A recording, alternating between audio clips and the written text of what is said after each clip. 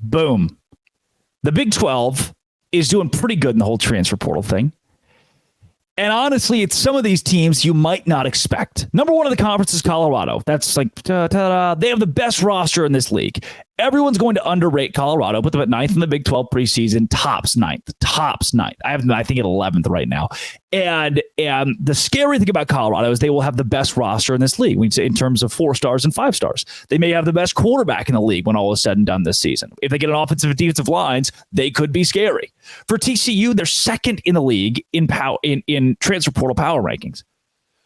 19 commits for TCU.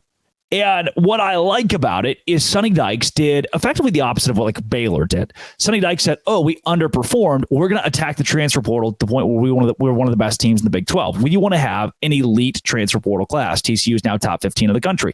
Arizona State, the same thing. 23 commits out of the transfer portal. They are saying we weren't good enough to meet the standard we wanted to be at last season. We're going to go hit the transfer portal hard. Houston at 4. We weren't good enough. We have a new head coach. We fired our head coach. We have a new head coach, and Willie Fritz immediately hit the transfer portal trail and brought in 18 new guys. Houston is still likely going to go 3-9, 4-8. However, I think in 3 years, Willie Fritz will win in the recruiting hotbed that is Houston, and then 5th in the conference, rounding out the top 5 of the Big 12 is UCF. They said, we did not feel like we met the standard we wanted to last year. That's what I love about these 5 teams. These 5 teams all have a commitment to success. It's why I wanted to see, like, Cincinnati should be in the top 5. Baylor should be in the top 5.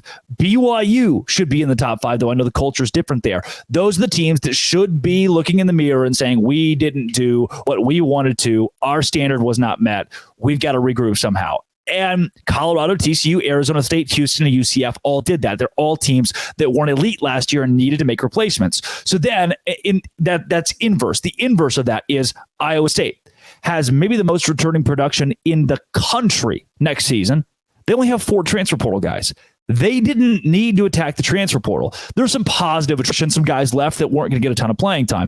Kansas State, they had what I would consider positive attrition. They had guys leave that weren't going to be major contributors, guys that might have been locker room issues. Oklahoma State, like, look at this. 12 through 16, Oklahoma State, Kansas State, Iowa State, and then BYU is also in there. 4 of those 5 teams all were good last season and have enough returning production that I don't need them to be in the top 5 of the Big 12 in transfer portal rankings. BYU, you're a different story, and I'm not sure how we're going to analyze how you attack the transfer portal. Only 4 commits right now. Hopefully the second go round you can get a couple more because BYU obviously needs to beef up next season. However, and even West Virginia at 11, Arizona at 10, which that one's kind of funky with the coaching change, but West Virginia at 11, I don't mind you being outside the top 10 because these are the programs that positive attrition will work for.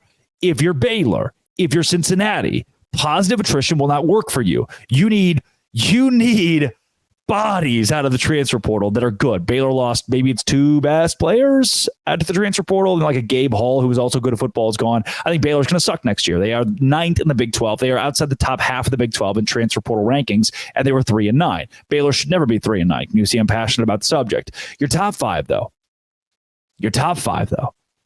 I don't want to sit here and say that I'm surprised to see Arizona State there, Houston there, even TCU. They needed to be there, and they did. That's what's impressed me. That's when I look at the blueprint of the transfer portal rankings of the Big 12 this offseason. I'm impressed by the fact that there are teams that did not perform last season who said, this is not who we are. We are committed to winning, and they went and they got it done in the portal. Nationally, the Big 12's up there too. Colorado 5th in the country. TCU 15th in the country. Arizona State is a top 25 transfer portal team in America. Houston 27, UCF 28, Texas Tech at 31. And there's still another round of transfer portal. It's like a Baylor. There's another round of the transfer portal coming up in the spring where you could probably make your bed with a little bit more. These teams are getting better. The top 5 is getting better, and it might extend to 6 with Texas Tech or 7 with Cincinnati. Texas Tech is okay to be in the median. They have enough returning production. They need some more returning production. If they're 6 in the Big 12, that's great. Cincinnati, you should be 1 in the Big 12. You needed almost a complete roster overhaul from last year. Cincinnati's going to struggle this year because their transfer portal rankings started strong. They started strong in the portal, and they petered out by the end. What I'm pointing out, I'm impressed. I'm happy with some of you.